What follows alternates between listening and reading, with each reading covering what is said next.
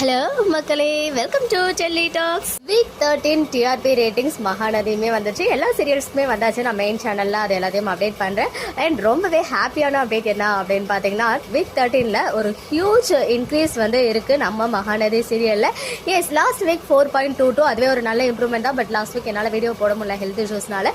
But இந்த வாரம் ஒரு பிளாக் பஸ்டர் ரேட்டிங்ஸ் அந்த 6:30 ஸ்லாட்ல வந்து ஸ்கோர் பண்ணியிருக்காங்க. எவ்வளோ அப்படின்னு பார்த்தீங்கன்னா 4.61. நிஜமாவே 6:30 ஸ்லாட்ல அது வந்து செம்ம இம்ப்ரூவ்மெண்ட் தான். லாஸ்ட் வீக் என்ன ஆச்சுன்னு சொல்லிட்டு வேகமாக போயிட்டு ஜியோ ஹாட்ஸ்டாரில் பார்க்கும்போது நம்ம காவேரியோடைய அந்த பிரெக்னன்சி வந்து கன்ஃபார்ம் ஆனால் அந்த ஒரு ஹாப்பியான அப்டேட் இருந்துச்சு. அதுக்கப்புறம் அது விஜய் கிட்ட சொல்ல முடியாமல் ஆயிடுச்சு. அப்புறம் வெண்ணிலாவோடைய அந்த மெமரி ரீகெயின், அப்புறம் கோவிலுக்கு ஆன் டைமுக்கு வந்து விஜய் போவாரா இல்லையான்னு சொல்லிட்டு காவேரி அங்கே வெயிட் பண்ணிட்டு இருக்காரு. இந்த மாதிரி சில ஹை வோல்டேஜ் எபிசோட்ஸ்லாம் லாஸ்ட் வீக் மூவ் ஆச்சு. அதுக்கான ஒரு சூப்பர்பான அவுட்புட்டாக தான் அர்பன் அண்ட் ரூரல்ல 4.61 ஸ்கோர் பண்ணியிருக்காங்க. ஒன்லி அர்பன்ல வந்து பார்த்தீங்கன்னா 5.5 வந்து கெயின் பண்ணியிருக்காங்க week 13 TRP.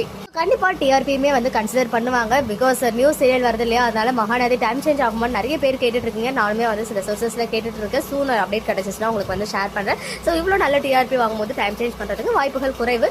But maximum of the Vijay TV அந்த நியூ சீரியல் வந்து 6 மணிக்கு டேரக்டா லான்ச் பண்ண மாட்டாங்க.